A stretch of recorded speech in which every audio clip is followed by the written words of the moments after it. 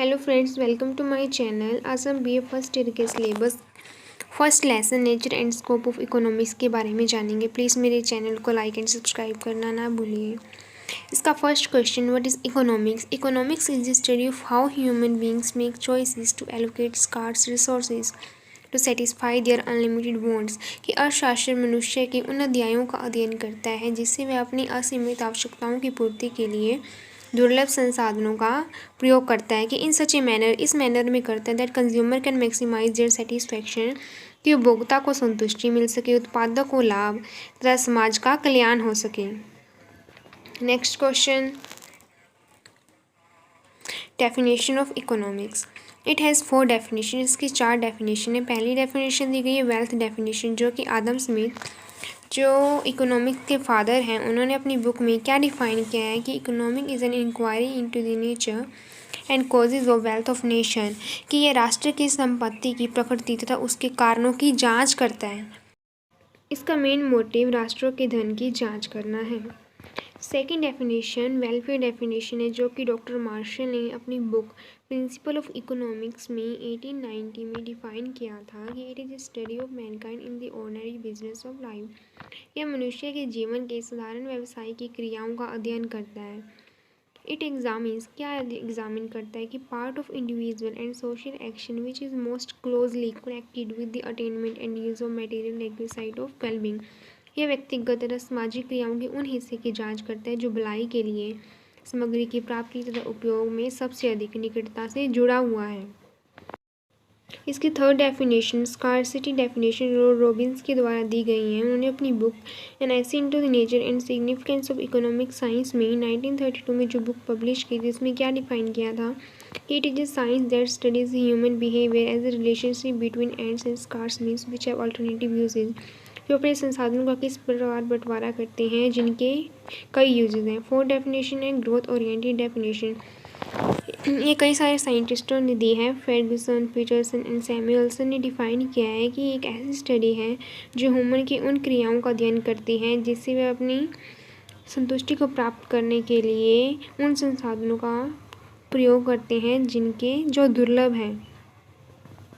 आगे third question है what is nature and scope of economics? Well, nature whether it is a science और art. की nature से ये जानना है कि ये साइंस है या आर्ट है, और स्कोप से हमें ये जानना है कि इसमें कौन से सब्जेक्ट्स की स्टडी होती है, कौन से की नहीं, और इसकी लिमिटेशंस क्या है। आगे फोर्थ क्वेश्चन है इज इट इज साइंस और या आर्ट? की एक साइंस है या art? Science it is a systematic body of language concerning the relationship between causes and effect of a particular phenomenon। यह एक ऐसी स्टडी है जो किसी भी घटना के कारणों और प्रभावों के बीच के संबंध को दर्शाती है। जो भी कानून बनाए जाते हैं उनका प्रैक्टिकल तौर पे कैसे यूज़ किया जाता है। फीचर ऑफ साइंस, साइंस के क्या फीचर हैं? साइंस के 5 फीचर दिए गए हैं। इसमें पहला है कलेक्शन ऑफ फैक्ट्स, कि किसी भी विषय से संबंधित तथ्यों जो शास्त्र की क्रियाओं के अंतर्गत आते हैं और जिसे इकट्ठा किया जाता है। जैसे कि अर्थशास्त्र यह अध्ययन करता है कि अगर प्राइस बढ़ता है तो डिमांड कम हो जाती है, और जब प्राइस घटता है तो डिमांड बढ़ जाती है। सेकेंड है मेजरमेंट, इसमें जिन विषयों को ऑब्जर्व या फिर जिन्हें मापा या जांचा जाता है कि किसी वस्तु की कितनी डिमांड बढ़ी है या फिर घटी है जब प्राइस में बदलाव हुआ है। थर्ड है एक्सप्लेनेशन, जब तथ्यों का कलेक्शन और मेजरमेंट कर लिया जाता है तो उसके कॉजेज़ और इफ़ेक्ट के बीच में संबंध को दर्शाया जाता है। जब डिमांड एंड प्राइस के बीच का अध्ययन करते हैं ना, तो लॉ ऑफ डिमांड का फॉर्मूलेशन किया जाता है। फोर्थ में तथ्यों की जांच की जाती है कि जो भी कानून बनाए गए हैं वो वैलिड है या फिर अनवैलिड है। जैसे कि law of demand and law of diminishing margin utility को वैलिड माना जाता है। फिफ्थ इकोनॉमिक वेलफेयर, कि जो भी तथ्य बनाए गए हैं वो सामाजिक कल्याण में कैसे हेल्प करते हैं। आगे six question difference between positive and normative science में क्या डिफरेंस है? पॉजिटिव साइंस एक ऐसी स्टडी है जो कि एक्चुअल एंड एग्जैक्ट सिचुएशन किसी भी सब्जेक्ट के बारे में बताती है, पर ये सजेशन नहीं देती। जबकि नॉर्मेटिव साइंस ये बताती है कि भी क्या होना चाहिए, और ये सजेशंस भी देती हैं। अगला question what are economic activities? की इकोनॉमिक की क्रियाएँ क्या हैं? Study of economic activities 2 part में डिवाइड होती है, माइक्रो और मैक्रो इकोनॉमिक में।